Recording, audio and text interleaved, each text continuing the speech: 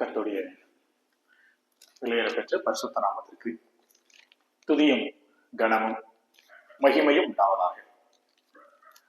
நாம் மறுபடி ஒரு விஷயம் கூட தேவனுடைய சமூகத்தில் அமர்ந்து கர்த்தருடைய வார்த்தையை நாம் கற்றுக்கொள்ள முடியாய் தேவன் நமக்கு பாராட்டிய நல்ல கிருபைகளுக்காக நம்ம ஒரு கண்டு செலுத்துவோம். நம்ம ஒரு சில வாரங்களாகவே பொதுவாக இந்த நிருபங்களை படிச்சுட்டு இருந்தோம். இடையிலே நம்ம கொஞ்சம் இந்த கேரக்டர் ஸ்டடி, சில கதாபாத்திரங்களை படிக்கலாம் என்று நம்ம படிக்க ஆரம்பிச்சோம். அதுல ஏனோக்கை குறித்து நம்ம ஏற்கனவே கற்றறிந்தோம். இரண்டாவது யோசேப்பை குறித்து நாம் ஏற்கனவே படித்தோம். இன்றைக்கு மூன்றாவதாக ஒரு பழைய ஏற்பாட்டு வேதாகம கதாபாத்திரம். இந்த மனிதர்களுடைய வாழ்க்கை சரித்திரங்கள் மிக பெரியது. நம்ம படிச்ச எல்லா மனிதர்களுடைய வாழ்க்கை சரித்திரங்கள் பெரியது. அந்த சரித்திரத்தினுடைய அந்த படித்த எல்லா விதத்தையும் வைத்துக் கொண்டு அந்த மனிதனுடைய சில குணங்களையும் சில பண்புகளையும் நம்ம படிச்சுட்டு வரோம். அதன் அடிப்படையில் இன்றைக்கும் கூட நாம் பழைய ஏற்பாட்டு காலத்தில் வாழ்ந்த எல்லா தேவனுடைய பிள்ளைகளுக்கும் பரிச்சயமான ஒரு மனிதர் தான் ஆபிரகாம். இந்த ஆபிரகாம், இந்த மனிதனை குறித்து நம்ம அடிக்கடி அநேக வேத மனிதர்கள் மூலமாக, கர்த்தருடைய பிள்ளைகள் மூலமாக நாம் கற்றறிந்திருக்கிறோம். பொதுவாக எல்லா சபையில் இருக்கக்கூடியதான அநேக விசுவாச பிள்ளைகளுக்கு இந்த ஆபிரகாமை குறித்தும் அவருடைய வாழ்க்கையில் நடந்த சில சம்பவங்கள் நம்ம எல்லாருக்குமே தெரிந்த ஒரு சம்பவங்கள் தான், எதுவுமே தெரியாத சம்பவம் என்று அல்ல. ஆனாலும் நம்ம இன்றைக்கு சரித்திரத்தை படிக்கிறதல்ல, அவருடைய குணத்தை இன்றைக்கு படிக்க போறோம். சரி, நீங்கள் பார்த்தீர்கள் என்றால் இந்த மனுஷன் பிறந்து வளர்ந்து மரித்து ஏறக்குறைய ஒரு 1000 வருஷம் 1500 வருஷம் ஆனா கூட இந்த ஏசாயா தீர்க்கதரிசி எழுதும் பொழுது இஸ்ரவேல் ஜனங்களுக்கு ஒரு வார்த்தையை இந்த மனிதனை கொண்டு நினைப்பூட்டுகிறார். பாருங்கள், ஏசாயா புஸ்தகம் 51வது அதிகாரம், ஏசாயாவின் தீர்க்கதரிசன புஸ்தகத்திலே 51ஆம் அதிகாரம் 2ஆம் வசனத்திலே இந்த இஸ்ரவேல் ஜனங்களுக்கு ஒரு வார்த்தையை நினைப்பூட்டுகிறார். என்னவென்று பாருங்கள், 51:2, உங்கள் தகப்பனாகிய ஆபிரகாமையும் உங்களை பெற்ற சாராளையும் நோக்கி பாருங்கள்.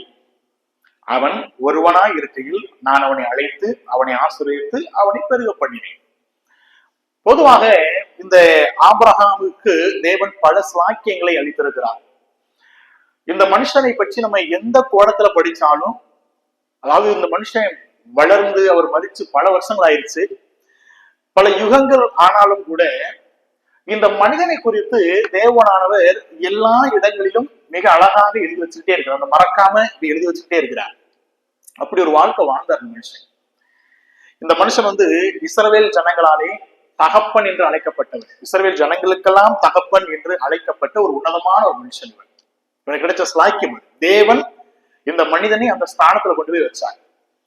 அது எத்தனை இஸ்ரவேல் ஜனத்திலே எத்தனை கோடிக்கணக்கான மனிதர்கள் பிறந்தாலும் வளர்ந்தாலும் வாழ்ந்தாலும் எங்க எல்லாருக்கும் தகப்பன் யாருன்னு கேட்டா எல்லாரும் ஒன்று சேர சொல்லுவார்கள், எங்களுக்கு தகப்பன், இஸ்ரவேலர்களுக்கு தகப்பன் இந்த ஆபிரகாம். இது எவ்வளவு பெரிய சாக்கியத்தை கர்த்தர் இந்த மனுஷன் தேவனுடைய வார்த்தைக்கு கீழ்ப்படிஞ்சு நடந்ததுனால, என் வார்த்தைக்கு கீழ்ப்படிஞ்சாப்பா, அதனால இவனை நான் கனம் பண்ணுகிறேன்.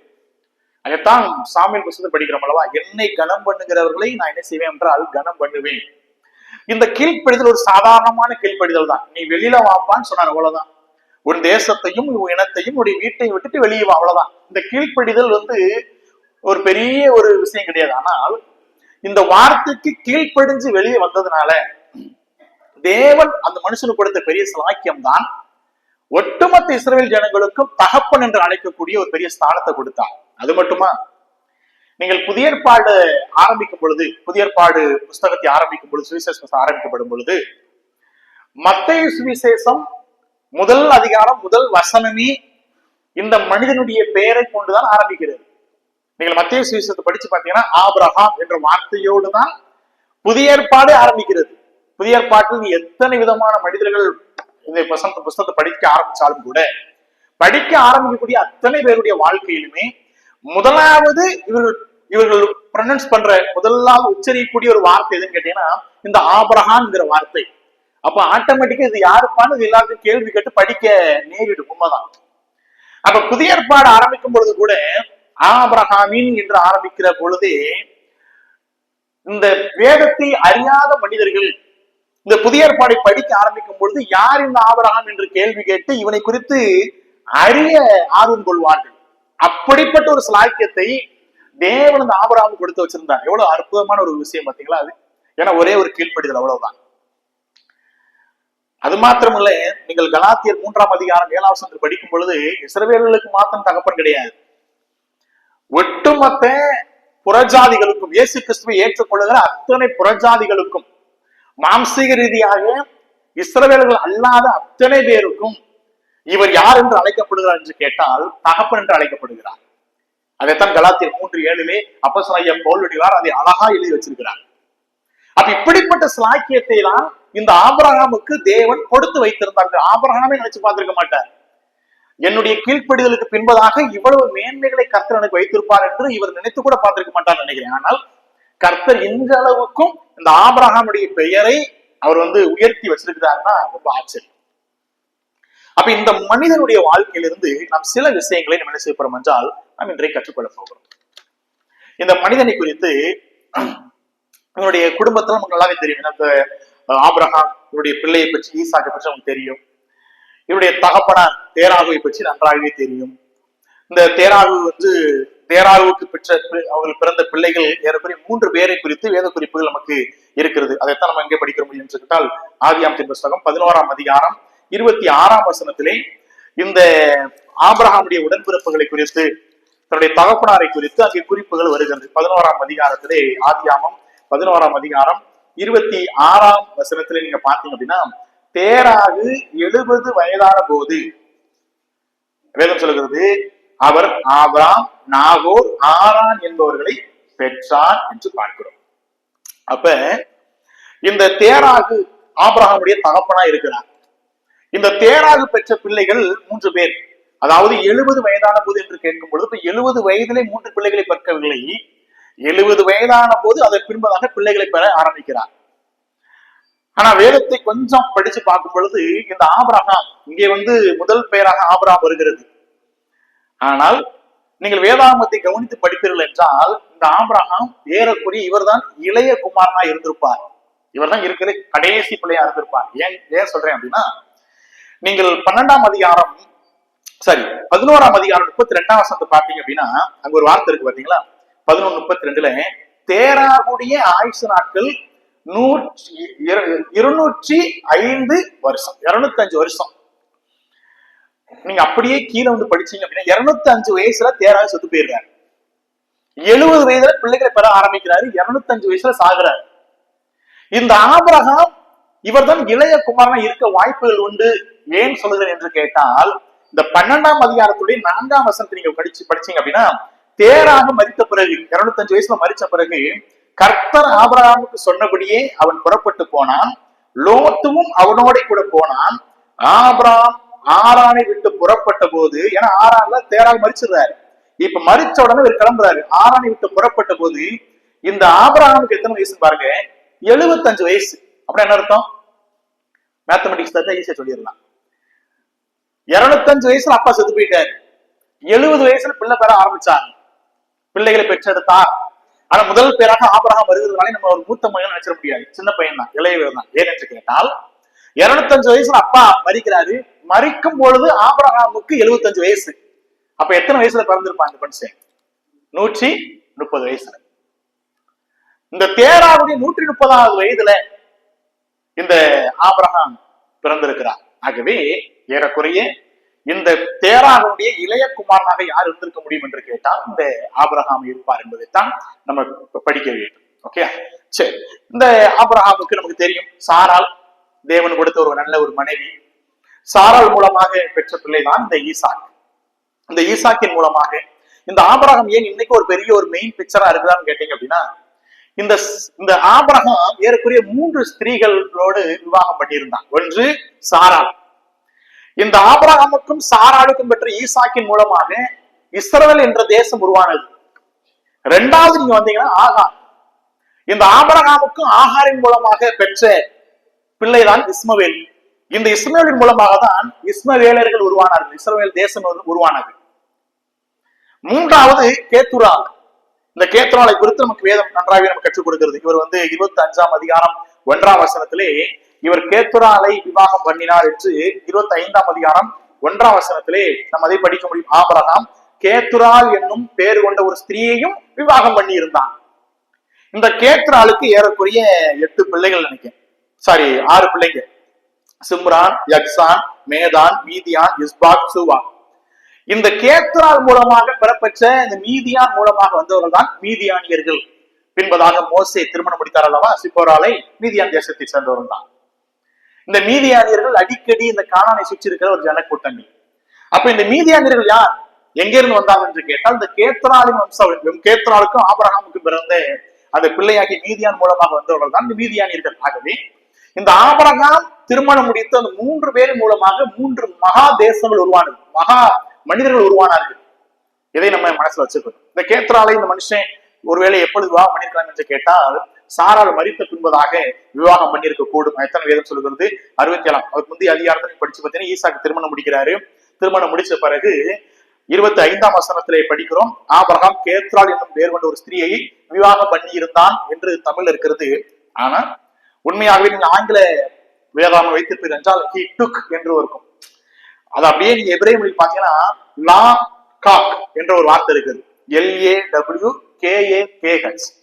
எபிரேய பாஷையை பொறுத்தவரை பாத்தீங்கன்னா திருமணம் செய்தான் என்று அர்த்தம். அப்படின்னா இந்த ஈசாக்குக்கெல்லாம் திருமணம் முடிந்து ஈசாக்கு ரெபெக்காளை கொண்டு வந்த பிறகு ஏறக்குறைய இந்த மனுஷன் இந்த கேத்ராலை திருமணம் முடிக்கும் பொழுது இவருக்கு 100 வயசுல முடியுது. ஏறக்குறைய இந்த மனுஷன் சாராலாம் மறித்த பிறகுதான் என்ன செய்யறாருன்னா திருமணம் முடிக்கிறார். இப்ப கடைசி ஒரு 45 வயசு, 45 ஆண்டுகள்ல 35 ஆண்டுகள்ல தான் இந்த கேத்ராலோடு இருந்து ஒரு 6 பிள்ளைகளை பெற்றெடுக்கிறார். இது இந்த மனுஷனுடைய இதான் பின்புலம். இந்த மனுஷன் இப்படிதான் வாழ்ந்தார் இந்த ஒரு மனுஷன். ஆனா இந்த மனிதனை குறித்து வேத வசனம் என்ன சொல்லி பார்ப்போம். வேத வசனத்துல இந்த மனிதனுடைய குணங்களை பற்றி படிக்க போறோம். இதெல்லாம் அவருடைய ஜஸ்ட் அவருடைய குடும்பம், அவருடைய அப்பா, அவருடைய மனைவி, அவருடைய பிள்ளைகள், இதை பத்தியும் படிச்சோம். ஆனா இந்த மனிதனை குறித்து வேதாகம் ஒரு 3 முக்கியமான வார்த்தைகளை உபயோகிக்கிறது. ரொம்ப ஆச்சரியமான வார்த்தைகள், எனக்கு ரொம்ப பிடிச்ச வார்த்தை. ஆபிரகாம் என்று சொல்லும் பொழுது அவருடைய லைஃப் ஸ்டோரி எல்லாருக்குமே தெரியும், அவருடைய வாழ்க்கை எல்லாருக்குமே தெரிஞ்ச வாழ்க்கை தான். ஆனா வேதாகமத்தில் இந்த ஆபிரகாமை குறிப்பிடும் பொழுதெல்லாம் எக்ஸ்ட்ரா ஒரு அடைமொழியோடு ஒரு பட்டப்பெயரோடு இந்த மனுஷனை வேதாகம் அழைக்கிறது. முதலாவது நீங்க பாத்தீங்க அப்படின்னா 26ஆம் அதிகாரம் 24ஆம் வசனத்திலே ஆபிரகாமுக்கு தேவன் கொடுக்கிற ஒரு அற்புதகரமான ஒரு பெயர் என்னன்னு கேட்டீங்க அப்படின்னா 26ஆம் அதிகாரம் 26வது அதிகாரம் நீங்கள் 24ஆம் வசனத்திலே நீங்க பார்த்தீர்கள் என்றால், அன்று ராத்திரியிலே 26, 24 அன்று ராத்திரியிலே கர்த்தர் அவனுக்கு தரிசனமாகி, நான் உன் தகப்பனாகிய ஆபிரகாமுடைய தேவன். அடுத்த வார்த்தை நோடிங்க, பயப்படாதே, நான் உன்னோட கூட இருந்து. அந்த அடுத்த ஒரு பதத்தை யூஸ் பண்றாரு. எப்படி சொல்றாருன்னா, என் ஊழியக்காரனாகிய ஆபிரகாமின் நிமித்தம். அப்ப தேவன் ஆபிரகாமை எப்படி அழைச்சாருன்னு கேட்டீங்க அப்படின்னா, தேவனுக்கு கொடுக்கப்பட்ட ஒரு அற்புதகரமான பெயர் என்னன்னு கேட்ட, தேவன் ஆபிரகாம் கொடுத்த ஒரு நல்ல ஒரு பெயர் என்னன்னு கேட்டீங்க அப்படின்னா, என் ஊழியக்காரனாகிய ஆபிரகாம். ரொம்ப அற்புதகரமான வார்த்தை. இந்த மனுஷன் தேவனுக்கென்று என்ன ஊழியம் செய்தார்? நீங்க பைபிள படிச்சு பாத்தீங்கன்னா இன்னைக்கு நம்ம பண்ற ஊழியம் மாதிரி ஒரு பண்ணாரான்னு கேட்டா கிடையாது. ஆனா பைபிள் சொல்றீங்களா, என் ஊழியக்காரனாகிய ஆபிரகாம் சொன்னாரே, அப்ப என்ன அர்த்தத்துல சொல்றாரு? ஏன் ஊழியக்காரப்பா அவரு அப்படிங்கும் பொழுது, அப்ப தேவனுக்காக அவர் செய்த ஊழியங்கள் என்ன? நீங்களுடைய வாழ்க்கையை சற்று படிச்சு பார்ப்போம் அப்படின்னா, முதலாவது ஊழியக்காரனாகிய ஆபிரகாம் என்று சொன்னதற்கு பல காரணங்கள் உண்டு. ஏன் என்று கேட்டால், இந்த மனிதன் தன்னுடைய ஊழியம் என்று சொன்னாலே தேவனுக்காக பணிவிடை செய்வது, தேவனுடைய வேலையை செய்வது, தேவனை அறிமுகப்படுத்துவது, தேவனை குறித்து பறைசாற்றுவது. இந்த ஆபிரகாமை கர்த்தர் அழைக்கிறார். ஆனால் இவனுடைய ஊழியம் எங்க இருந்து ஆரம்பிக்குதுன்னு கேட்டீங்க அப்படின்னா, முதலாவது தன் குடும்பத்திலிருந்து ஆரம்பிச்சு. முதலாவது நீங்க பாத்தீங்க அப்படின்னா, இவன் விசுவாசத்தோடு வர்றான், வார்த்தையை கேட்கிறான், விசுவாசத்தோடு அதை ஏற்றுக்கொள்கிறான். இவனுடைய விசுவாசம் யாரை பற்றி கொண்டதுன்னு கேட்டீங்கன்னா, முதலாவது தேராகவே பற்றி கொண்டது. கர்த்தர் தேராக அழைக்கவே இல்லை. தேராக நீ வாப்பா, அழைப்பு ஆபிரகாமுக்கு. ஆனா ஆபிரகாமுடைய விசுவாச வாழ்க்கை, ஆபிரகாம் தேவனை அறிந்து கொண்ட அந்த வாழ்க்கை முதலாவது எங்க ஆரம்பிச்சதுன்னு கேட்டீங்கன்னா, தன் தகப்பனாகிய தேராகுவுக்கு இந்த விசுவாசத்தை அறிக்கை எடுக்கிறார். விசுவாசத்தை சொல்லுகிறார், தேவனை குறித்து பறைசாற்றுகிறார். தேராகுவை இவன் தேவனுக்கு நேராக இழுக்கிறான். ஏன்னா உங்களுக்கு தெரியும் அல்லவா, இந்த தேராகுடைய குடும்பத்தார்னா அவர் கல்தேயர்கள். அவங்க எல்லாம் பாத்தீங்க அப்படின்னா பயங்கரமான ஒரு மூட பழக்க வழக்கத்தோடு விக்கிரக ஆராதனை செய்து கொண்டிருந்தவர்கள். நீங்க அப்போஸ்தலர் நடவடிக்கைகள் படிச்சு பாத்தீங்கன்னா தேவனுடைய செய்தியில சொல்லுவார், பயங்கரமான விக்கிரக ஆராதனை இருந்த ஜனங்கள் இவங்கதான். இவருடைய விக்கிரக ஆராதனை எந்த அளவுக்கு போகும் கேட்டீங்க அப்படின்னா, அவர்கள் நம்பிக்கொண்டிருந்த அவர்கள் வாழ்ந்த ஊர் என்ற தேசத்துல இருந்ததானே அந்த விக்கிரகமானது முழுக்க முழுக்க இரும்பினாலே செய்யப்பட்ட விக்கிரகம். அது இரும்பினாலே வருஷத்துக்கு ஒரு முறை அந்த ஊர் என்கிற தேசத்திலே, கல்தேயர்கள் தேசத்திலே இருக்கக்கூடிய அத்தனை பேரும் இந்த ஆலயத்தில் கூடி வருவார்கள்.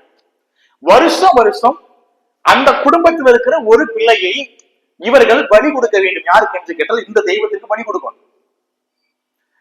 அந்த உருவத்தை நீங்கள் இன்னைக்கு கூகுள்ல படிச்சு பார்த்தீங்கன்னா, நீங்க போட்டு பார்த்தீங்கன்னா தெரியும், கைகளை ஏந்தி வரமாக அந்த உருவம் இருக்கும், அந்த தெய்வத்துடைய உருவம் இருக்கும். அதுதான் இருக்கும். வருஷம் வருஷம் ஒவ்வொரு குடும்பத்தாரும் தன் பிள்ளைகளை, ஒரு பிள்ளை என்ன செய்யணும், அவங்களுக்கு பலி கொடுக்கணும். அந்த தேசத்துக்கு ஏதாவது நன்மை வர வேண்டும் என்றால், குடும்பத்துக்கு ஆசீர்வாதம் வர வேண்டும் என்றால் இவர்களுக்கு கொடுத்து ஆக வேண்டும், பலி கொடுக்கணும். அது என்ன செய்வார்களாம், பலி கொடுக்கிறார்கள். இந்த முழு விக்கிரகத்தையும் அந்த விக்கிரகத்தையும் சூடேற்றுவார்கள். அப்ப முழுக்க முழுக்க அந்த இரும்பினாலே செய்யப்பட்ட விக்கிரகம் முழு சூடாக இருக்கும், பயங்கர அனலா இருக்கும். அதிலே அந்த பிறந்த குழந்தையை, 1 வயதோ இல்ல 2 வயதோ அந்த குழந்தை, அந்த வீட்டுல எது குழந்தையா இருப்பாங்க, அந்த குழந்தையை கொண்டு வந்து அந்த சூடா இருக்கக்கூடிய அந்த கைகள்ல வைக்கும் பொழுது அந்த அனலிலேயே என்ன செஞ்சிருமோ, அது கருகி அப்படியே என்னாகுமா, செத்து போகும். இதுதான் அவர்கள் கொடுக்கக்கூடிய பலியின் பின்னணி.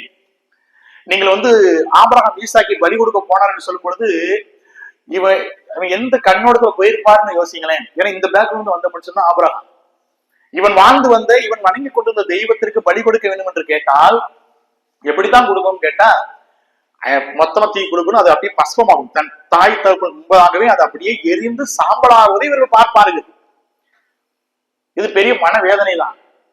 இந்த நிலையில தான் தேவன் ஒரு செக் வைக்கிறார், அவனுக்கு டெஸ்ட் வைக்கிறார். நீ மேல கொண்டு வந்திருப்பா அப்படிங்கிற, மலை கூட்டு வாங்கின, எனக்கு பலி கொடுக்கிறார். இவன் எப்படி யோசித்தான் தெரியாது, என்ன செய்ய போறான்னு தெரியாது. பாருங்க, இப்படிப்பட்ட ஒரு பேக்ரவுண்ட்ல, இப்படிப்பட்ட ஒரு பின்புலத்துல வாழ்ந்தவர்கள் இந்த குடும்பத்தான். பயங்கரமான, இப்படி கஷ்டமா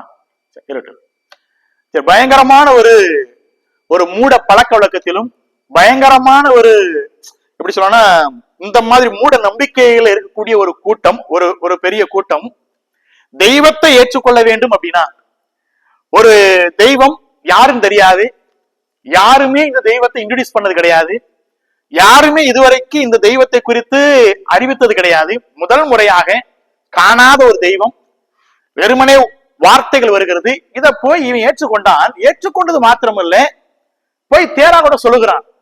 தேராகுவை தேவனுக்கு நேராக இவன் வழி நடத்துகிறான். அதுதான் சொல்றார், என் ஊழியக்காரப்பா, இவன் மாத்திரமல்ல தன் குடும்பத்தையும் என்னை குறித்து பறைசாட்சி என்னை ஏற்றுக்கொள்ள முடியாது செய்கிறான்.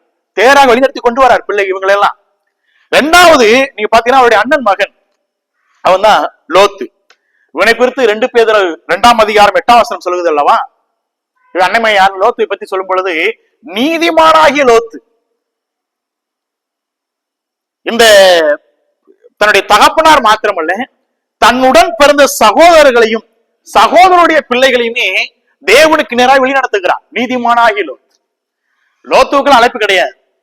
லோத்துவும் அவனுடைய குடும்பத்தாரெல்லாம் விக்கிரகாராதனை பண்ணிட்டு இருந்தவங்க தான். இவர்கள் எல்லாம் தேவனை ஏற்றுக்கொண்டு வர வேண்டும் என்று சொல்லும் பொழுது அது ஒரு பெரிய என்ன சொல்லணும்னா, அதுக்கு பின்னாடி இந்த ஆபிரகாமுடைய உழைப்பு பாருங்க. அதான் ஊழியம் செய்தான் என்று சொல்லும் பொழுது சாதாரண விஷயம் கிடையாது. அவனை தேவனுக்கு நிறைய வழி நடத்துகிறான். அது மாத்திரமல்ல, இன்னொரு அண்ணன் யார் என்று கேட்டால் அவன் நாகோர் என்ற ஒரு அண்ணன்.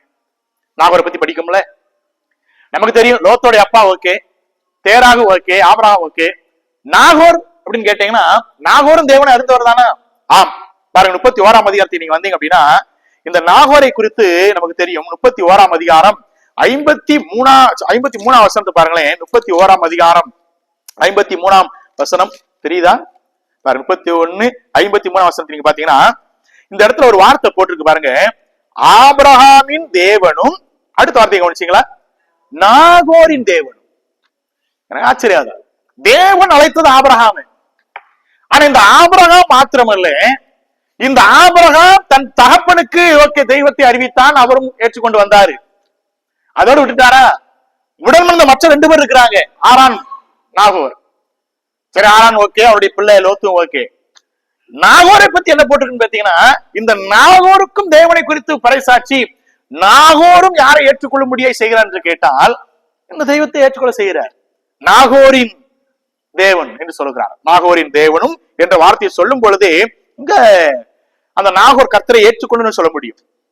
நாகோர் மாத்திரம்ல, நீங்க பாத்தீங்க அப்படின்னா நாகோரின் பையன் தான் யாரு? பெத்துவேல். பெத்துவேல் பெத்துவேல் தான் யாரை பெற்றெடுத்தான் தெரியுமா? இந்த ரெபேக்கா. அப்படிதானே?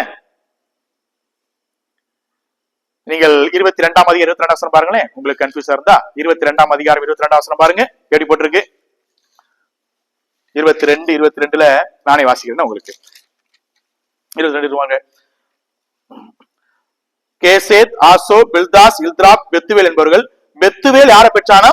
ரெபேக்காளை பெற்றான் என்று அறிவித்தான். ஓகே, பாருங்க, நாகோருடைய மகன் பெத்துவேல். பெத்துவேல் என்று சொன்னாலே என்ன அர்த்தம்னா தேவனில் தங்குவோன் என்று அர்த்தம். அப்ப பாருங்க, இந்த எது சொல்லிட்டோம்னா, இந்த ஆபிரகாம் எந்த அளவுக்கு ஒரு தெய்வத்தை விசுவாசிக்கிறான். ஓகே, அது ஓகே, இவன் விசுவாசிக்கிறது ஓகே. ஆனா அந்த தெய்வத்திற்காக இவன் ஊழியம் செய்கிறான். இந்த தெய்வத்தை குறித்து பறைசாற்ற ஆரம்பிக்கிறான். இவ்வளவு காலங்களாக மூட நம்பிக்கையிலும் விக்கிரக ஆராதனையிலும் கிடந்ததான ஒரு பெரிய ஒரு குடும்பம். இந்த குடும்பத்தார்கள் தெய்வத்தை குறித்து சொல்லி புரிய வச்சு வெளியில வர வைக்கணும். இந்த தெய்வத்தை நம்ப வைக்கணும். தகப்பனாரை கன்வின்ஸ் பண்றான். தகப்பனாருக்கு இந்த உண்மையை, சத்தியத்தை சொல்லுகிறான். அவரும் ஏற்றுக்கொள்கிறார். இன்னொரு அண்ணன் ஆரான், அவனும் வருகிறான். இன்னொரு அண்ணன் நாகோர். இப்ப நாகோருடைய பிள்ளை, ஆரானுடைய பிள்ளை மாத்திரமல்ல, நாகோருடைய பிள்ளையாக பெத்துவேல், பெத்துவேலுடைய பிள்ளை ரெபேக்காள். இவர்கள் அத்தனை பேர் யாருன்னு கேட்டீங்கன்னா தேவனை அதிகமாய் அறிந்த பிள்ளைகள். ஆகவேதான் இந்த பெத்துவேலுடைய வார்த்தைகள் பாத்தீங்கன்னா 24ஆம் அதிகாரம் 50ஆம் வசனத்துல பாத்தீங்க அப்படின்னா 24ஆம் அதிகாரம் 50ஆம் வசனத்திலே பெத்துவேல் சொன்ன வார்த்தை நம்ம நிறைய நிச்சயத்தை வீடுகள் சொல்லுவோம் பாத்தீங்களா? அப்பொழுது லாபானும் பெத்துவேலும் பிரதியுத்தரமாக, இந்த காரியம் என்ன செஞ்சுதான்? கர்த்தரால் வந்தது. நம்ம பல நேரங்களில் சொல்லுவாங்க, ஆபிரகாம் தன் சொந்த ஜாதி இருக்கிற இடத்துக்கு அனுப்பி விட்டாரு, ஜாதி பற்றுடையவன் சொல்லுவாங்க. இல்ல, அது தவறு. இவர் ஆக்சுவலி ஜாதி பற்றினாலே அல்ல, தேவனை அறிந்த ஒரு வம்சம் அங்க இருக்குது. கர்த்தரை உண்மையாய் அறிந்த ஒரு குடும்பம் அங்க இருக்கிறது. தன்னுடைய ஜாதியினால் அல்ல, என் இனத்தார் என்று சொல்லும் பொழுது ஏன் ஜாதிக்கார் அங்க இருக்கிறான், அவனுக்கு அங்க அனுப்புறோம் கிடையாது. இந்த நாகோர், பெத்துவேல், லாபான், இவங்க ரெபேக்கா, இவங்க எல்லாம் யாருன்னு கேட்டீங்கன்னா தேவனை அறிந்த குடும்பம். அதுதான் முக்கியம். தேவனை அறிந்த குடும்பம் எங்க இருக்குது? அங்க இருக்குது. ஏன்னா இவருடைய வார்த்தைகள் அப்படிதான் இருக்குது. பெத்துவேலுக்கு பேர் வைக்கும் பொழுதே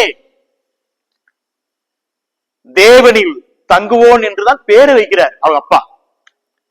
இது எல்லாம் பார்க்கும் பொழுது ஒரு மனிதன் தேவனால் அழைக்கப்படுகிறார்.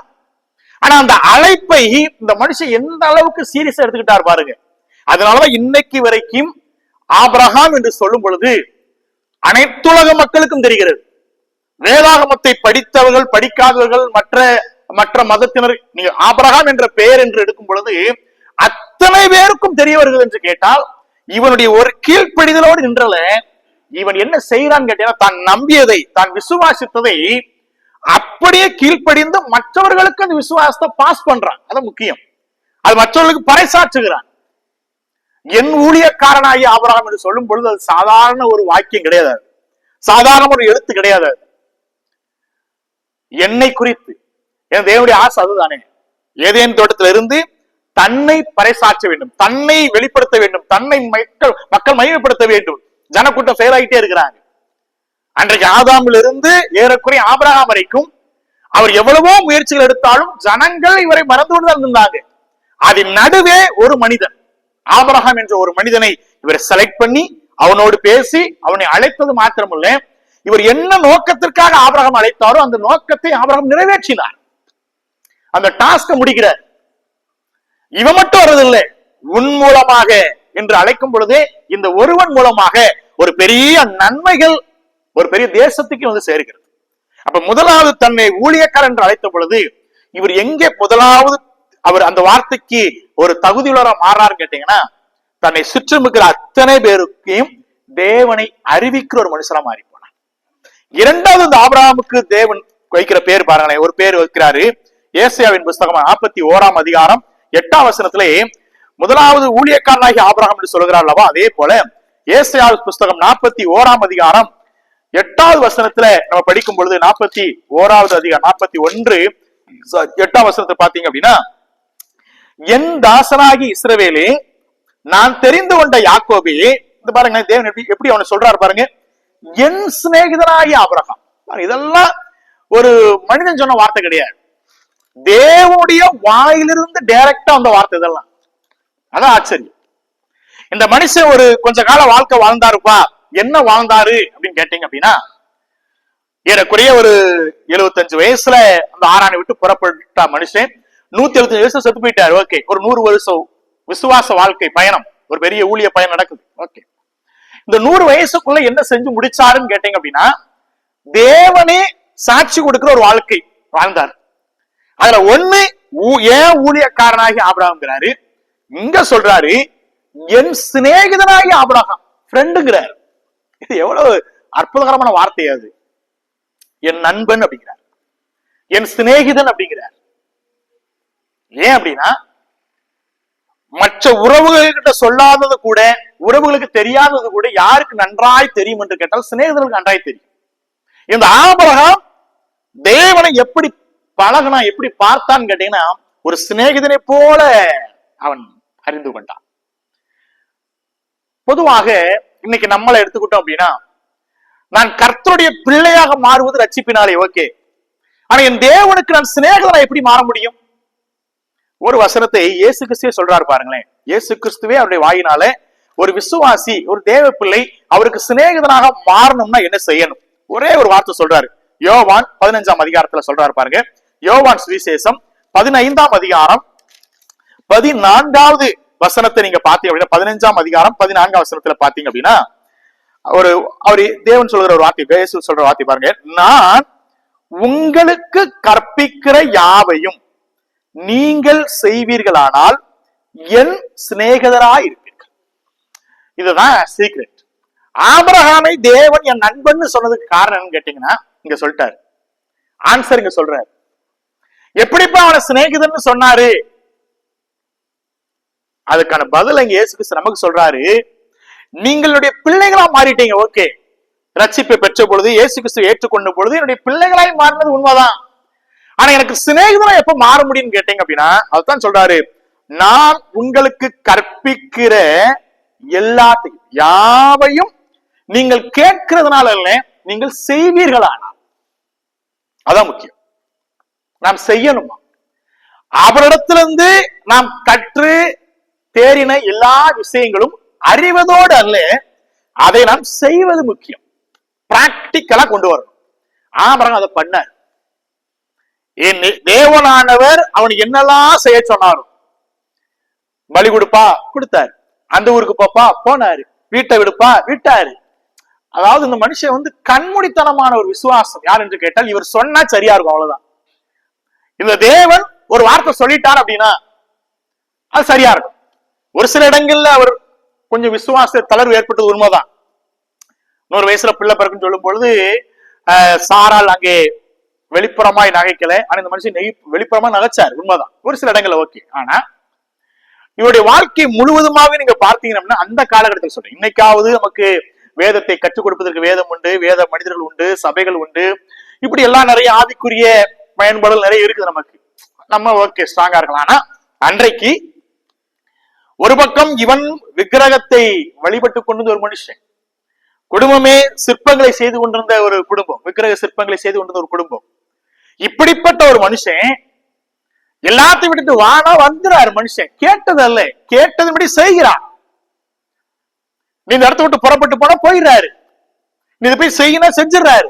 இந்த மனுஷன் தேவன் எதெல்லாம் சொன்னாரோ சொன்னதை கேட்டது மாத்திரமல்ல, கேட்டதன்படி செய்தார். அதான் முக்கியம். இதுலதான் இந்த மனுஷன் தேவனுக்கு ரொம்ப நெருக்கமாகிறார். நான் என்றைக்கு தேவனுக்கு சிநேகிதனாக மாற முடியும் என்று கேட்டால், என் சிநேகிதன் எதையெல்லாம் சொல்லுகிறாரோ, என் சிநேகிதனுக்கு எதெல்லாம் விருப்பமோ, என் சிநேகிதன் அவனை சிநேகிக்கிறேன் என்று கேட்டால் அவன் விரும்புகிறதை நானும் செய்வேன், நான் விரும்புகிறதை அவரும் செய்வேன். அதனாலதான் ஆபிரகாம் அன்றைக்கு வேதத்துல வாசிக்கும் பொழுது மிகப்பெரிய ஒரு ஆசீர்வதிக்கப்பட்ட ஒரு நிலைமையில மாறி நான் அந்த மனுஷன். ஒரே தரித்திரம் பாரம் அப்படி மட்டும் அவன் வாழ்க்கை போகல. இந்த சிநேகிதனை அதிகமாக ஒரு நேசிக்க இந்த தேவன் இந்த சிநேகிதனுக்கு என்ன பண்ணார்னா ஒரு பெரிய ஆசீர்வாதத்தை கொடுத்தார். நீங்கள் வேதாந்தத்துல படிச்சு பார்த்தீங்க அப்படின்னா அந்நியர்கள், புறம் மனிதர்கள் இந்த மனிதனை பார்த்து சொல்லுவாங்க. நீங்கள் 24ஆம் அதிகாரம் 1ஆம் வசனத்துக்கு வந்தீங்க அப்படின்னா இந்த மனுஷனுடைய அந்த கீழ்ப்படிதலுக்கு கர்த்தர் கொடுத்த பெரிய ஆசீர்வாதம் என்னன்னு கேட்டீங்கன்னா 24ஆம் அதிகாரம் 1ஆம் வசனத்திலே நம்ம படிக்கிறோம், ஆபிரகாம் வயது சென்று முதிர்ந்தவனானான், கர்த்தர் ஆபிரகாமை சகல காரியங்களிலும் ஆசீர்வதித்து வந்தார். மிகப்பெரிய ஐஸ்வர்யம் மாறி போனார். நீங்கள் 23ஆம் அதிகாரம் 11ஆம் வசனத்தில் நீங்க பாத்தீங்க அப்படின்னா அங்கே வசனம் சொல்கிறது, அப்படியல்ல என் ஆண்டவனே. இது யார் சொன்னது? ஏத்தின் புத்திரர் சொல்றாங்க, புறஜாதி மக்கள் சொல்றாங்க, எங்கள் ஆண்டவனே அப்படிங்கிறாங்க. யாரு? இவனை பார்த்து. இதே 23ஆம் அதிகாரம் 6ஆம் வசனத்தில் பாத்தீங்க அப்படின்னா, எங்கள் ஆண்டவனே நாங்கள் சொல்லுகிறதை கேளும், எங்களுக்குள்ளே நீர் மகாபிரபு. இதெல்லாம் எவ்வளவு உயர்வு பாருங்களேன். தேவனை அறியாத ஒரு மனுஷன் வார்த்தைக்கு கீழ்ப்படிஞ்சு வர்றாரு. வரும்பொழுது சில பாடுகள் இருந்தது உண்மைதான், சில கஷ்டங்கள் இருந்தது உண்மைதான். கர்த்தருக்காக சில காரியங்களை அவன் விட்டான், உண்மைதான். ஆனா இவன் நண்பனாக மாறினதுனால, தேவன் சொன்ன வார்த்தைகளெல்லாம் கேட்டதுனால இந்த விசுவாசத்திற்கான ஒரு ஒரு வெகுமதியும் நன்மையும் இந்த மனுஷன் பெற்றுக்கொண்டான். அதான் முக்கியம். மகா பிரபுங்கிறாங்க, எங்கள் ஆண்டவனே அப்படிங்கிறாங்க. 24ஆம் அதிகாரம் 35ஆம் வசனம் சீமான் என்று வார்த்தை வருகிறது. இவர் பெரிய சீமானா மாறினார். இதெல்லாம் இந்த மனிதன் அதாவது கர்த்தருடைய பிள்ளைகளை அவர் ஒரு நாள் இப்படி விடுறது இல்லை. உண்மை, அதுவும் ஒரு பக்கம் இருக்கு.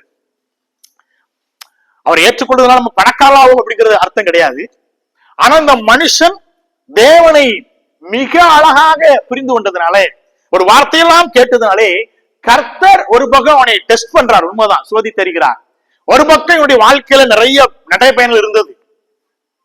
இவருடைய ஒட்டுமொத்த நடைபயணம் ஊர் என்கிற இடத்துல இருந்து அவர் அப்படியே ஹாரான் வராரு, அதுக்கப்புறம் கீழே கானான் வராரு, திரும்ப எகிப்துக்கு போறாரு, திரும்ப மேல வராரு. இவர் சுத்திதான் இருந்தாரு ஃபுல்லா. ஆபிரகாமுடைய வரை படத்துல நீங்க படிச்சு பாத்தீங்க அப்படின்னா ஏறக்குறைய அவர் நடக்க ஆரம்பிச்சது, நடந்து நடந்து நடந்து நடந்து கடைசி செட்டிலார் வரைக்கும் அவர் பண்ணின பிரயாணங்கள் மாத்திரம் ஏறக்குறைய 2400 கிலோமீட்டரா வேதாம வல்லுநர் சொல்றாங்க. இத்தனை கிலோமீட்டர் தூரங்கள் அவர் நடந்தாராம். சிக்கிம் போவாரு, திடீர்னு இங்க வருவாரு, கானான் வருவாரு, திடீர்னு எகிப்துக்கு போவாரு. இவர் ஒரு இடத்துல இருக்கவும் மாட்டாரு. தேவன் எங்கெல்லாம் சொல்றாரு அங்கெல்லாம் போய்கிட்டே இருந்தா அந்த மனுஷன். பெத்தேலுக்கு போனா போயிருவாரு, சிக்கிம் போனா அங்க போவாரு, வேற யாராவது பிடிச்சிட்டு போயிருவாங்க, யாரு லோத்துவ பிடிச்சிட்டு போயிருவாங்க, திரும்ப ஓடி அங்க போய் சண்டை ஓட போவாரு. ஒரு இடத்துல இருக்க மாட்டார் அந்த மனுஷன், சுத்திக்கிட்டே இருப்பாரு. ஏன்னா கர்த்தர் என்னெல்லாம் சொன்னாரோ எல்லாத்தையும் இந்த மனுஷன் செஞ்சு முடிச்சான், எல்லாத்தையும் செஞ்சார். ஆகவேதான் இந்த மனிதனை கர்த்தர் ரொம்ப நேசிச்சார். இவனை அழகாக உயர்த்தவும் செஞ்சார், ஆசீர்வதிக்கவும் செஞ்சார். அதான் மற்ற புறஜாதிகள் சொல்றாங்க, நீர் சீமான், நீர் எங்களுக்குள் பிரபு, நீர் ஆண்டவர். அது மாத்திரமல்ல, வேதாகமத்திலே ஒரு வார்த்தை இருக்கிறது. 14ஆம் அதிகாரம் 14ஆம் வசனத்தில் நீங்க படிச்சு பாத்தீங்க அப்படின்னா, லோத்து சிறைப்பட்டு போன போது ஒரு வார்த்தை அங்க இருக்குது, எனக்கு ஆச்சரியமான வார்த்தை. 14:14 தன் சகோதரன் சிறையாக போகப்பட்டதை ஆபிரகாம் கேள்விப்பட்ட போது, அந்த வார்த்தை கவனிச்சீங்களா? அவன் தன் வீட்டிலே பிறந்த, அந்த வார்த்தை முக்கியம், தன் வீட்டிலே பிறந்த கைப்படிந்தவர்களாகிய 318 ஆட்களுக்கும் ஆயுதம் தரிப்பித்து தான் என்னும் ஊர் மட்டும் அவளை தொடர்ந்து போகிறான். அந்த வசனம் புரியுதா? தான் வீட்டுல பிறந்த கைப்படிந்தவன் வேலைக்காரர்களுக்கு பிறந்த பிள்ளைங்க இவங்க. அதாவது பிறந்தவங்க, அந்த வீட்டுல பிறந்தவங்க எத்தனை பேரா? 318 பேர்னா வேலை பார்க்கறவங்க இருப்பாங்க பாருங்க. அவன் வீட்டுக்கு அங்க செட்டில் ஆன பிறகு, கானான்ல செட்டில் ஆன பிறகு அந்த வீட்டுல பிறந்து பெரியவன் ஆகிறான். 318 பேரு அங்க பிறக்கிறாங்க அப்படின்னா, அப்ப அவளை பெற்றெடுத்த பெற்றவளை பாருங்க, ஏறக்குறைய 1000 பேர் கிட்ட வேலைக்காரர்கள் மட்டும் இருக்கிறாங்க. அப்படிப்பட்ட உயர்ந்த ஸ்தானத்தை கர்த்தர் வச்சாராம். இதை எதிர்பார்க்கவே இல்லை, எதிர்பாராத சம்பவம். அப்ப தேவன் இந்த மனிதனை எனக்கு சிநேகிதன் என்று சொல்லும் பொழுது, இந்த சிநேகிதனாக தேவன் அந்த அளவுக்கு நேசிக்க காரணம் என்னவென்று கேட்டால், இவன் ஒரு நாளும் இந்த சிநேகிதனுடைய பேச்ச வெறுத்ததே கிடையாது. சிநேகிதனை ரொம்ப நேசிச்ச, சிநேகிதன் என்னுடைய வாழ்க்கையுடைய நன்மைக்காகத்தான் செய்வார் என்ற ஒரு ஒரு ஒரு அதீத ஒரு நம்பிக்கை மனுஷன் வச்சிருந்தார். வேதம் நமக்கும் கற்றுக் கொடுக்க, நாமும் கர்த்தருக்கு சிநேகிதரா இருப்போம் எப்ப என்று கேட்டால், அவருடைய கற்பனைகளை கேட்கிறதுனால அல்ல, கேட்டு அதன்படி செய்யும் பொழுது அவருக்கு சிநேகிதர். மூன்றாவது கடைசியாக இந்த மனிதனை குறித்து வேதம் சொல்லுகிற இன்னொரு ஒரு சாட்சி பாருங்க. 20ஆம் அதிகாரம் 7ஆம் வசனத்திலே நீங்க பாருங்க, தேவன் சொல்லுகிற வார்த்தை பாருங்க. அந்த மனுஷனுடைய மனைவியை அவனிடத்திற்கு அனுப்பிவிடு, அவன் ஒரு தீர்க்கதரிசி. ரொம்ப அற்புதகரமான வார்த்தை. ஒரு இடத்துல இவன் என்னுடைய ஊழியக்காரன் சொல்றாரு, இன்னொரு இடத்துல இவனுடைய சிநேகிதன் சொல்றாரு, இன்னொரு இடத்துல இவன் தீர்க்கதரிசிங்கிறார். ஆபிரகாம் எங்கயா தீர்க்க தரிசனம் முறைச்சு பாத்திருக்கீங்களா? ஏதாவது ஒரு தீர்க்க தரிசனம் சொன்னாருன்னு பைபிள் இருக்குதா? இருக்காது. என் பைபிள் இல்ல, உங்க பைபிள் இருக்காது. தீர்க்கதரிசி என்று சொல்லும் பொழுது வெறுமனே நம்ம நினைக்கிறது போல எதிர்காலத்திலே நடக்கக்கூடிய சம்பவத்தை சொல்பவர் மாத்திரம் தீர்க்கதரிசி கிடையாது. வெறுமனே எதிர்காலத்துல சொல்ல நடக்க போதுப்பா அதை சொல்பவர் மாத்திரம் அல்ல. தீர்க்கதரிசிக்கு பல கோணங்கள் உண்டு. நீங்கள் யோவான் ஸ்நானகன் ஒரு தீர்க்கதரிசி. ஆனா இந்த மனுஷன் ஒரு நாள் ஒரு அற்புதம் பண்ணதில்லை, ஒரு அடையாளத்தையும் பண்ணதில்லை, வெறும் பிரசங்கம் மட்டும் பண்ணிட்டு இருந்தார். இது ஒரு டைப் ஆஃப் தீர்க்கதரிசி. பழைய ஏற்பாட்டு காலத்துல வந்து எலியா எலிசாலாம் அற்புதம் மட்டும் பண்ணிட்டு இருந்தாரு, நிறைய அற்புதங்கள், நிறைய அடையாளங்கள். இது ஒரு டைப் ஆஃப் தீர்க்கதரிசி. பழைய ஏற்பாட்டில் இருக்கக்கூடிய ஏற்கனவே 17 தீர்க்கதரிசன புஸ்தகங்களும் இருக்கிற மனிதர்கள் எதிர்காலத்தை குறித்து தீர்க்கதரிசனம் உரைத்தவர்கள், இல்ல ஒரு தேசத்துக்கு வரக்கூடிய நியாய தீர்ப்பு குறித்து தீர்க்கதரிசனம் உரைத்தவர்கள். தீர்க்கதரிசி என்று சொல்லும் பொழுது நாம் நினைப்பது போல வெறுமனே எதிர்கால சம்பவத்தை முன்கூட்டியே சொல்பவர் அல்ல. அது ஒண்ணு இருக்கிறது, ஆனால் அது மாத்திரம் தீர்க்கதரிசியுடைய வேலை அல்ல. தீர்க்கதரிசி என்பவர் பல கோணத்தில் இருக்கிறார். இங்க ஆபிரகாமை தேவன் தீர்க்கதரிசி என்று சொல்வதற்கு காரணம் என்னவென்று கேட்டால், நீங்கள் இதே 20ஆம் அதிகாரத்துல நீங்க பாத்தீங்க அப்படின்னா 7ஆம் வசனத்தை நீங்க பாத்தீங்க அப்படின்னா 7ஆம் வசனத்திலே அதான் பாருங்க, அனுப்பிவிடு, அவன் ஒரு தீர்க்கதரிசி, நீ பிழைக்கும்படிக்கு அவன் உனக்காக என்ன செய்வான், வேண்டுதல் செய்வான். இவன் எந்த டைப் ஆஃப் தீர்க்கதரிசின்னு கேட்டீங்க அப்படின்னா ஜெபிக்கக்கூடிய ஒரு மனுஷன். நீங்க உண்மையிலேயே இந்த ஆபிரகாமுடைய ஜெப வாழ்க்கைன்னு ஒரு டாபிக் எடுத்து பைபிளை படிக்கிறான் தான். ஆபிரகாமுடைய ஜெபம் அப்படின்னு சும்மா நீங்களே தனிப்பட்ட முறையில் படிச்சு பாருங்களேன், அது ஒரு பெரிய செய்தியாவே நீங்க கொடுக்கலாம். ஆபிரகாமின் ஜெபம்னு எடுங்களேன், எந்தெந்த இடங்கள்ல யார் யாருக்கெல்லாம் ஜெபித்தான், அது நீங்க ஒரு லிஸ்ட் போட்டீங்கன்னா அது பெரிய லிஸ்டே போயிட்டே இருக்கும், பெரிய லிஸ்ட். இந்த மனுஷன் வெறுமனே கீழ்ப்படிந்தான், அங்க போனா இங்க போனா அதை பண்ண இது அது மட்டும் இல்ல, இன்னும் ஏற்படி செஞ்சான், ஊழியம் செய்தான். ஓகே, மக்களுக்கு சுவிசேஷம் சொல்லி தேவனுடைய பிள்ளைகளை அங்க கர்த்தரை குறித்து சொல்லி எல்லாரையும் கொண்டு வந்தான். ஓகே, அது ஒரு பக்கம். இன்னொரு பக்கம் தேவனுடைய வார்த்தைகளுக்கெல்லாம் கீழ்ப்படிந்து நண்பனாம் மாறினா, அது ஒரு பக்கம். ஆனா இன்னொரு மிக முக்கியமான விஷயம் செஞ்சார். என்ன பண்ணாருன்னா, இந்த தீர்க்கதரிசியாகிய ஆபிரகாம் வேண்டுதல் செய்தானா, அது முக்கியம். ஒரு தீர்க்கதரிசி என்பவர் அழிந்து போகக்கூடிய ஜனம், தனக்கு முன்பதாக இருக்கக்கூடிய ஜனத்திற்காக வேண்டுதலும் செய்வாராம். இந்த மனுஷன், இந்த அருமையான ஆபிரகாம் அதை செஞ்சார். சோதோம் கோமோரா பட்டணம் அழிய போகிறது. அந்த அழிவிற்காக அங்கே வாழ்ந்தவன லோத்து கூட என்ன செய்யலாம், ஜெபம் பண்ணல அவ்வளவா. அவரு ஓடத்தான் பார்த்தாரு, எனக்கு அங்க போவேன் இங்க போறோம்னு சொல்லிட்டு இருந்தாரு ஒழிய இது அழியக்கூடாது என்பதற்காக இங்கே ஒருவர் மன்றாடி கொண்டிருந்தார். யார் என்று கேட்டால் ஆபிரகாம். 50, 20, 10, 5, 2 கீழே போய்கிட்டே இருக்கிறார். ஆண்டவரே ஆண்டவரேன்னு ஜெபிச்சுக்கிட்டே இருந்தார். தேவனை அறிந்த ஒரு கூட்டம் அங்க இருக்கிறது, லோத்துடைய குடும்பம். அதை காப்பாற்றுவதற்காக இங்கே இந்த மனுஷன் வேண்டுதல் செய்யறான். இன்னொரு பக்கம் நீங்க பாத்தீங்கன்னா அபிமெலேக்கின் வீட்டாருக்காக ஜெபிக்கிறார். இன்னொரு இடத்துல நீங்க பாத்தீங்கன்னா இஸ்மவேலுக்காக ஜெபிக்கிறார். இது ஜஸ்ட் உங்களுக்கு ஒரு 2-3 தான் சொல்றேன் நான். இந்த ஆபிரகாமுடைய ஜெபம் பல நேரங்களில் தனக்கானதாக இருந்ததே கிடையாது. இந்த மனிதனுடைய ஜெப வாழ்க்கை மட்டுமே நாம் தனிப்பட்ட முறையில எடுத்து எழுதி படிப்போம் என்றால், பல நேரங்களில் இந்த தீர்க்கதரிசி என்ற வார்த்தைக்கு இவர் தகுதியுடையவர். ஏன் என்று கேட்டால், இவர் ஒரு நாளும் தனக்காக அதிகமாக ஜெபித்ததே கிடையாது. அதிகமான ஜெபம் ஜெபித்தார். யாருக்காக என்று கேட்டால், அழிந்து போகக்கூடிய ஜனமாயிருக்கும், அழிந்து போகக்கூடிய தேசமாயிருக்கும், தனக்கு முன்பாக இருக்கக்கூடிய பாவத்திற்காக, ஏதோ ஒரு காரியத்திற்காக, மற்ற காரியங்களுக்கும் மற்ற மனிதர்களுக்காக மட்டுமே ஜெபிக்கக்கூடிய ஒரு மனுஷனாக யார் இருந்தான்னு கேட்டீங்கன்னா இந்த ஆபிரகாம் இருந்தார். இது ரொம்ப ஆச்சரியம். ஆகவேதான் இங்கு வேதம் சொல்கிறது, இவன் ஒரு தீர்க்கதரிசி, இவனை விட்டு உனக்கு அவன் ஜெபம் பண்ணுவான். நீ காப்பாற்றப்பட வேண்டும் என்றால் இவனுடைய ஜெபம் மிகவும் அவசியம்.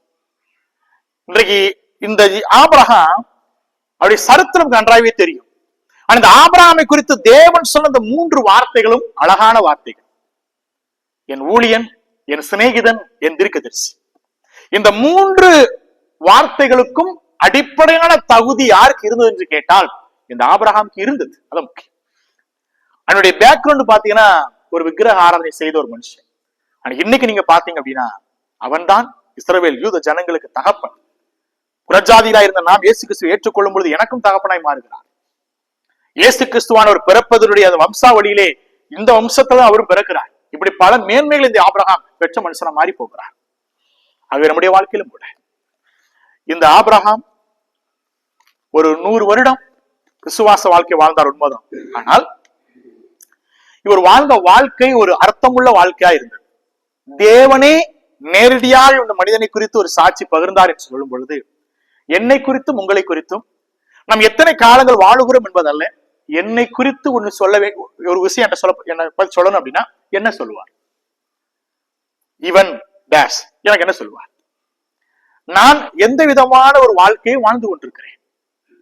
அன்றைக்கு ஒரு பின்னணியும் இல்லாத ஒருவன் தேவனை இந்த அளவுக்கு அறிந்து புரிந்து தேவனால் கவரப்பட்ட ஒரு வாழ்க்கை வாழ முடியும் என்றால், இன்றைக்கு பரிசுத்த ஆவியானவர் நமக்கு கொடுக்கப்பட்டிருக்கிறார், பரிசுத்த வேதாகமம் நமக்கு கொடுக்கப்பட்டிருக்கிறது, பரிசுத்த தேவாலயம் நமக்கு கொடுக்கப்பட்டிருக்கிறது, இந்த வேதத்தை தியானிக்கூடிய ஊழியர்கள் கொடுக்கப்பட்டிருக்கிறார்கள், தெய்வத்தை அறிந்து கொள்ளக்கூடிய பாக்கியம் நமக்கு கிடைக்கப்பட்டிருக்கிறது, இலவசமான ரட்சிப்பு கிடைக்கப்பட்டிருக்கிறது. இப்படி நமக்கு கிடைக்கப்பட்டதான இலவசம் அநேகம் உண்டு. கர்த்தரை அதிகமாய் அறிந்து கொள்வதற்கான ஏதுக்கள் அநேகம் உண்டு. ஆனால் இத்தனை சாக்கியங்களும் பெற்ற நாம் இன்றைக்கு தேவனுடைய சமூகத்தில என்ன பெயர் வாங்கிடுவோம்? நமக்கு என்ன பெயர் கிடைக்குது? எனக்கு கொடுக்கப்படுகிற பெயர் என்ன? என்னை கர்த்தர் எப்படி அழைக்க போகிறார்? மிக முக்கியம். இந்த ஆபிரகாம், இந்த மனிதன் நம்ம கற்றுக் கொடுத்த 3 விஷயத்தை நாம் அறிந்து கொள்வோம். அறிந்து கொண்டது மாத்திரமல்ல, அதற்கு ஏற்ற ஒரு தகுதியை நாம் படைத்துக் கொள்ள கர்த்தர் உதவி செய்யட்டும். கர்த்தருடைய பரிசுத்த நாமம் மேம்படுவதாக. ஆமென். செபிக்கலாம். எங்களை கிருபையா நேசிக்கிற பரலோக தகப்பனே, இந்த அருமையான இரவு நேரத்திற்காக நன்றியோடு ஸ்தோத்திரிக்கிறோம். உண்மை நாங்கள் துதிக்கிறோம் ஆண்டவரே. பல ஆயிரம் ஆண்டுகளுக்கு முன்பதாக இந்த பூமியில வாழ்ந்த ஆபிரகாம் என்ற ஒரு தேவ மனுஷனை குறித்து நாங்கள் இன்றைக்கு அறிய உதவி செய்தீர். ஆமாண்டவரே, அந்த மனுஷன் ஒரு விக்கிரகங்களுக்கு பின்பதாக சென்று கொண்டிருந்த மனிதன் தான். ஆனாலும் உண்மையுள்ள தெய்வத்தை அறிந்த பொழுது அவன் எப்படிப்பட்ட வாழ்க்கையை வாழ்ந்தான் என்பதை நாங்கள் ஒரு 3 விதத்திலே நீர் சொன்ன வார்த்தையின் அடிப்படையிலே கற்றுக்கொள்ள தேவரீர் எங்களுக்கு பாராட்டி கிருபைகளுக்காக நன்றி. என் ஊழியக்காரர், என் சிநேகிதன், என் தீர்க்கதரிசி என்று நீ சொன்னது போல ஆண்டவரே, நாங்களும் எங்களுடைய வாழ்க்கையிலே எப்படிப்பட்ட ஒரு நிலைமையிலே ஊழியக்காரர்களை வாழுகிறோம். உண்மை அறிந்து கொண்ட நாங்கள் பிறருக்கும் எங்களுடைய குடும்பத்தாருக்கும் உண்மை நாங்கள் எப்படி அறிவித்துக் கொண்டிருக்கிறோம், எப்படிப்பட்ட நிலையிலே உண்மை நாங்கள் காட்டி இருக்கிறோம் என்பதை நாங்கள் சீர்தூக்கி பார்க்க எனக்கு உதவி செய்யுங்க ஆண்டவரே. என்னுடைய சிநேகிதன் என்று சொன்ன பொழுது உம்முடைய வார்த்தைகளை அப்படியே நம்பி அதை கீழ்ப்படிந்து பின்பற்றினான் என்று பார்க்கிறோம் ஆண்டவரே. ஒரு சிநேகிதர்களைப் போல நீங்கள் இருவரும் பழகினீர் என்று நாங்கள் பார்க்கிறோம் ஆண்டவரே. தேவனும் ஆபிரகாமும் அந்த அளவுக்கு அந்யோன்யமாகவும் ஐக்கியத்தோடும் அன்போடும் இருந்தார்கள் என்பதை நாங்கள் படிக்கும் பொழுது நாங்கள் எந்த அளவுக்கு உம்மோடு கூட அன்போடு ஐக்கியத்தோடு அந்நியத்தோடு வாழுகிறோம் என்பதை நாங்கள் ஒருமுறை எங்களை நாங்கள் சீர்தூக்கி பார்க்க உதவி செய்யுங்கப்பா. தீர்க்கதரிசி என்று சொல்லும் பொழுது ஜெபிக்கிறவன் என்று பார்க்கிறோம் ஆண்டவரே. வேண்டுதல் செய்கிற ஒரு வாழ்க்கை நாங்களும் கூட ஆண்டவரே ஜெபிக்கக்கூடிய ஒரு வாழ்க்கையை நாங்கள் வாழ எங்களுக்கு உதவி செய்யுங்கப்பா. இந்த 3 நிலைமையிலே நாங்களும் எந்த நிலையில் இருக்கிறோம் என்பதை நாங்கள் எங்களை சீர்தூக்கி பார்க்க, நாங்கள் எங்களை ஒருமுறை ஆண்டவரே எங்களை நாங்கள் எந்த அளவுக்கு வாழுகிறோம் என்பதை நாங்கள் புரிந்து கொள்வதற்கு, எங்களை ஆண்டவரே சரிப்படுத்திக் கொள்வதற்கு நீர் எங்களுக்கு உதவி செய்யுங்கப்பா. நிதானித்து பார்க்கக்கூடிய ஒரு நிதானத்தை எங்களுக்கு கொடுங்க. தொடர்ந்து உங்களுடைய நாமத்தை மையப்படுத்த உதவி செய்யுங்கப்பா. வந்த ஒருவரையும் நீர் பேர் பார்த்துட்டு ஆசீர்வதிங்க. உங்களுடைய வருகை ஒருவேளை வர தாமதிக்கும் என்றால் நாங்கள் மறுபடியும் ஆண்டவரே இன்னொரு முறை இல்ல ஞாயிற்றுக்கிழமை சந்திக்க நீங்க உதவி செய்யுங்கப்பா. அதுவரை தேவனுடைய கிருபையும் சமாதானமும் எங்கள் அனைவரோடு கிடந்து நடத்தும்படியாய் கர்த்தரும் மீட்பரும் இரட்சகருமா இருக்கிற இயேசு கிறிஸ்துவின் ஜெபிக்கிறோம் அன்பின் பரலோக பிதாவே. ஆமென். ஆத்துமாவே கர்த்தரை ஸ்தோத்திரி, முழுமே பரிசுத்த நாமத்தை ஸ்தோத்திரி. ஆத்துமாவே கர்த்தரை ஸ்தோத்திரி, அவர் செய்த சகல உபகாரங்களையும் மறவாதே. ஆமென். ஆமென். ஸ்தோத்திரம்.